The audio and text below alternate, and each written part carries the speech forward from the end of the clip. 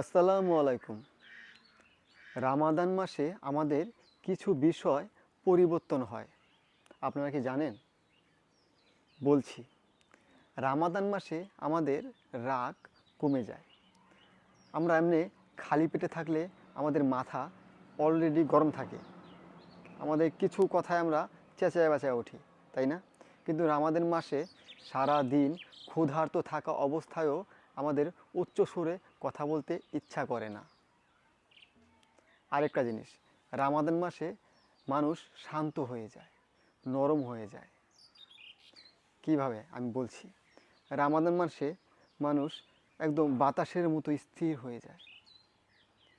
এমনি নর্মালি অন্য কোনো দিনে আপনার মন ছটফট করে উদাস হয়ে থাকে, কিন্তু রামাদান মাসে তা থাকে না, একদম শান্ত থাকে, নিবিড় থাকে, তাই না?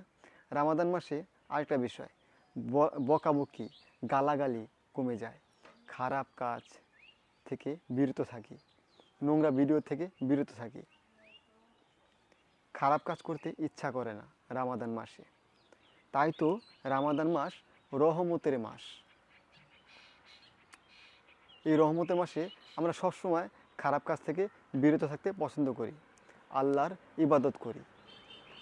মানে মোটামুটি 50% ভালো কাজ করার চেষ্টা করি, তাই না? আজকে এই পর্যন্ত।